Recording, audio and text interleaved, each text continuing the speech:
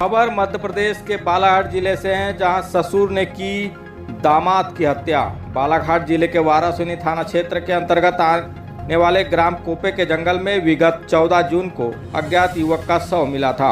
सूचना मिलने पर वारासिनी पुलिस एफएसएल टीम और डॉग स्क्वाड के साथ घटनास्थल पर पहुंची थी और आवश्यक कार्रवाई कर शव को पीएम के लिए भिजवा दिया था।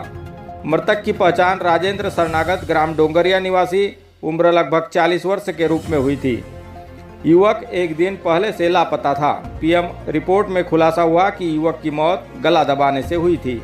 इसी आधार पर पुलिस ने मृतक के परिजनों और ग्रामीणों से पूछताछ की। घटना स्थल के आसपास के सीसीटीवी खंगाले तो मृतक के साथ उसके ससुर राजेश चौहान और एक अन्य व्यक्ति दिखाई दिए। पुलिस ने राजेश चौहान को हिरासत में लेकर कड़ाई से पूछताछ की तो उसने अपराध स्वीकार करते हुए बताया कि उनका दामाद बहुत अत्यधिक मात्रा में शराब पीता था और उसकी बेटी से मारपीट करता था। शराब की लत के कारण उसने कृषि भूमि बेच दी थी। इन्हीं सब कारणों के चलते आरोपी राजेश चौहान ने अपने साथी प्रभुदयाल बिसेन के साथ मिलकर योजनाबद्ध तरीके से पहले मिलकर शराब पिलाई और जंगल में ले जाकर गमछे से गला दबाकर हत्या कर दी।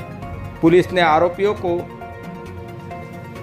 हिरासत में लिया है और हत्या में प्रयुक्त गमछा, 2 बाइक और मोबाइल फोन जब्त किया है।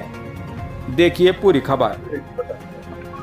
जैसा कि सभी को विदित है कि 14 तारीख को थाना वारासिनी के अंतर्गत डोंगरिया गांव के पास जो कोपे का जंगल है, वहां एक अज्ञात डेड बॉडी मिली थी।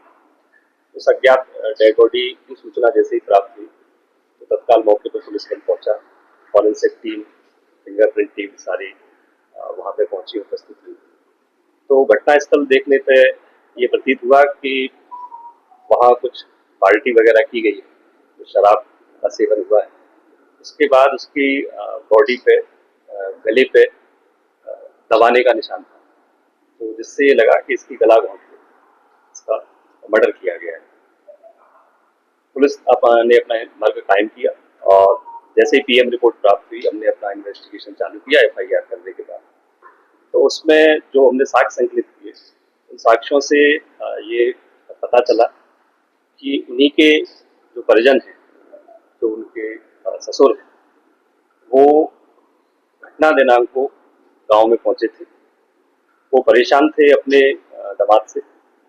ससुर और उनके दोस्त ने मिलकर एक योजना बनाई।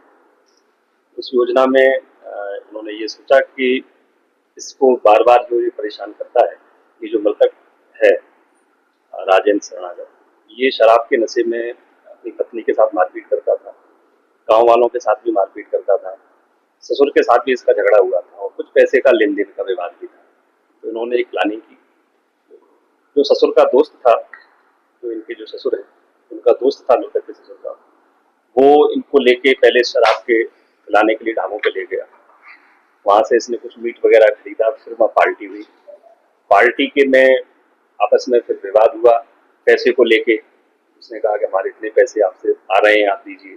शराब के नशे में थे और शराब के नशे में इन्होंने प्लानिंग की।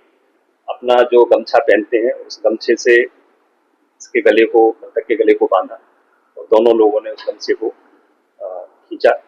खींच के जब तक वो मर नहीं गया, तब तक उसको खींचते रहे। फाइनली जब वो मृत हो गया, उसको मरा हुआ इन्होंने जाना, तो अपनी दोनों मोटरसाइकिल लेके ये दोनों आरोपीगण वहां से निकल गए। और हमारा बेटा शराब में पैसे खर्च कर रहा है, शराब के नशे में ही उसकी आधी जमीन बिक चुकी है, और तो उन्होंने देने से मना किया कि भाई 1000 रुपये इसको क्यों चाहिए। तो फिर उसके ससुर ने फोन लगाया अपनी समधन को कि इसको 1000 रुपये दे दो, इसको जरूरत है, तो मैं यही हूँ, कोई दिक्कत नहीं।